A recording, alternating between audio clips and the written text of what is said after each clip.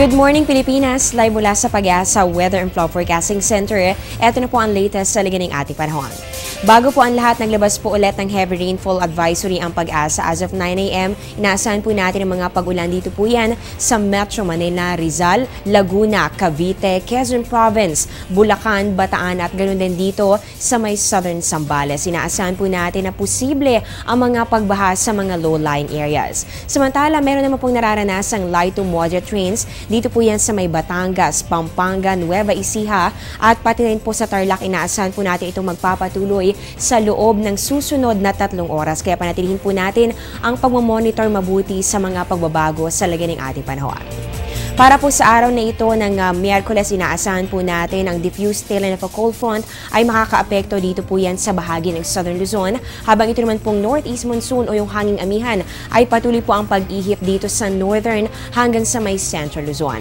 Inaasahan po natin sa mga susunod na oras sa Metro Manila, Calabarzon, Bicol Region, Eastern Visayas, Davao at ganoon din po dito sa may Soc Sargent, pati na rin sa mga probinsya ng Mindoro, Romblon at Marinduque ang maulap na kalangitan na magdadala ng mahihina hanggang sa katamtamang pag-ulan at pagkidlat pagkulog. Para naman sa mga residente ng Northern Luzon, partikular na dito sa may Cagayan Valley, Cordillera, pati na rin po dito sa may Central Luzon, inaasahan po natin ang maulap rin na kalangitan pero mga mahihinang pag-ulan lamang ang inyong mararanasan. At para po dito sa Ilocos Region, asahan po natin ang bahagya hanggang sa maulap na kalangitan na meron po chances sa mga isolated light rains. At para na po sa natitirang bahagi ng ating bansa, asahan po ninyo ang bahagya hanggang sa maulap na kalangitan na meron pong chances pa rin ng mga isolated rain showers or thunderstorms. So ito po ang forecast po natin para po sa araw na ito sa bisperas ng Pasko. Pero papaano naman kaya sa mga susunod pang mga araw? Alamin po yan sa aming pagbabalik. Lives of all the people, the news that you read comes alive in each page. We are committed to make your lives better. We're going strong because of you. Cebu Daily News, Cebu Daily News. Cebu Daily News. We tell it as it is.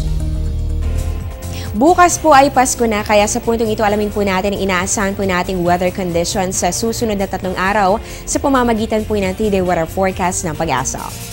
Unahin po natin dito sa Baguio City, inaasahan po natin na magiging masaya naman po ang inyong Pasko dahil wala po tayong inaasahan chances sa mga thunderstorms, pero paghandaan lang po natin itong partly cloudy skies na meron po chances sa mga isolated light rains simula po yan Thursday at magpapatuloy po yan hanggang sa Saturday.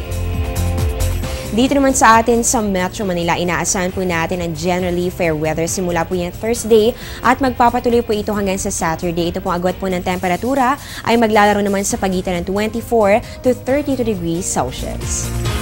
Para naman sa ating mga kababayang Cebuano, inaasahan po natin meron po kayong partly cloudy to cloudy skies at meron po chances ng isolated rain showers or thunderstorms, lalong-lalo na po yan pagsapit ng hapon o kaya naman ay sa gabi. Asahan po ang ganitong klase ng panahon bukas, araw po ng Pasko, at magpapatuloy po yan hanggang sa araw naman ng Sabado. Check naman natin dito sa Metro Davao. Sulitin po natin ang magandang panahon bukas. Ganun din po pagsapit po ng Saturday dahil sa Friday, inaasahan po natin ang maulap na kalangitan at magdadala po ito ng malaking tsansa ng maulang panahon.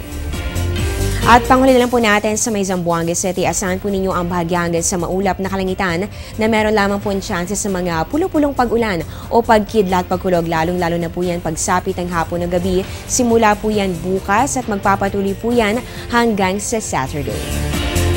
At yan po muna ang latest mula dito sa Pag-asa. Abangan niyo po ang susunod kong update mamaya po yung alas 11 ng umaga. Dito pa rin po yan sa Telebisyon ng Bayan.